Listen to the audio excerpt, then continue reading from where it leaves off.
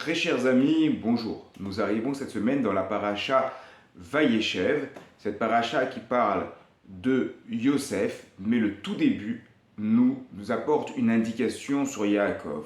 En effet, il est écrit que Yaakov s'est installé dans la terre des périples de ses pères. Vayeshev Yaakov, il s'est installé. Et là, nous avons ce passage du Talmud nous indiquant que le terme Vayeshev, il s'est installé, indique un malheur à venir.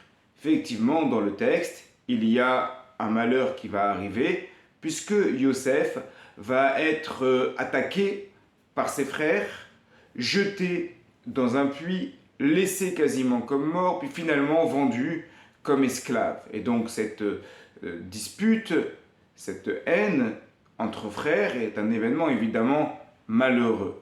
Cependant, il faut essayer de comprendre cet enseignement du Talmud.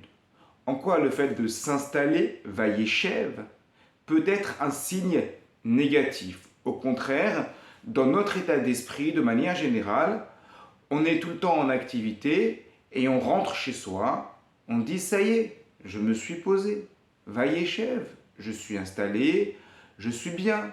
Ou alors on est célibataire, on n'est pas bien d'être célibataire, on cherche à se marier, et une fois qu'on se marie, ça y est, on s'installe. C'est un signe positif.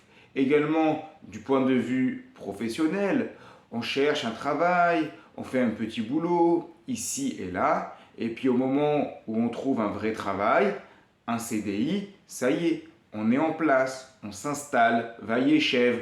Donc, dans notre esprit, le fait de s'installer quelque part a une connotation qui est positive. Or, nos maîtres nous disent l'inverse. Vayeshev, s'installer, c'est quelque chose de négatif. Il faut essayer de comprendre cela, et c'est ce que nous allons faire avec l'explication du Rav Baruch Epstein dans le Torah Temima.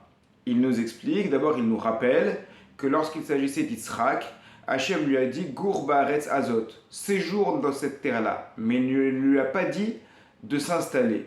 Parce que chez les tzadikim, le fait de s'installer signifie qu'ils ne sont plus en train de mettre en place leur mission. En effet, dit le Torah Temima, la mission du tzadik c'est l'etaken et haolam, arranger le monde. Or, à partir du moment où il s'installe, où il se pose, eh bien, il n'est pas en train de mettre en place sa mission. Et donc, il n'y a pas de repos permis pour le tzaddik. À partir du moment où le tzaddik s'installe, c'est qu'il ne diffuse pas la Torah autour de lui, c'est qu'il n'arrange pas correctement le monde autour de lui comme il devrait le faire, puisqu'il est occupé maintenant à sa tranquillité personnelle.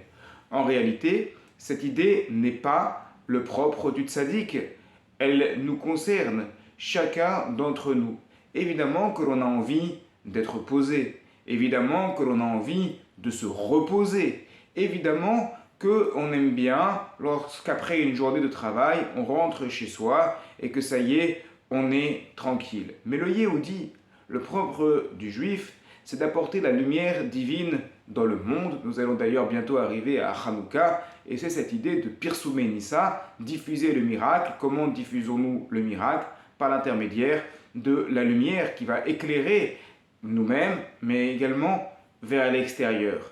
Ainsi, l'important est d'être en mouvement, de bouger, d'être actif, de mettre en place des choses permettant d'évoluer nous-mêmes, d'aider les autres à évoluer, de participer à ce que l'on appelle le Ishuv Haolam, l'installation du monde.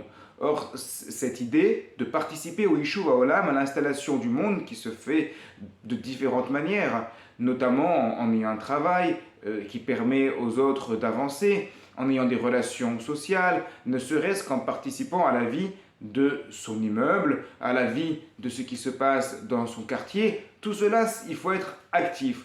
Or, à partir du moment où on se pose trop, où on cherche trop de tranquillité, eh bien, on n'est plus dans le cadre de notre mission. Alors, il y a bien entendu des vacances qui sont permises. De temps en temps, on prend un peu de repos, mais ce repos va avoir pour objectif que la majorité du temps, nous soyons actifs dans notre vie en tant qu'être humain pour propager la parole de Dieu et pour évoluer nous-mêmes dans la société dans laquelle nous vivons en n'oubliant pas que nous avançons avec notre Torah. Shabbat Shalom à toutes et à tous.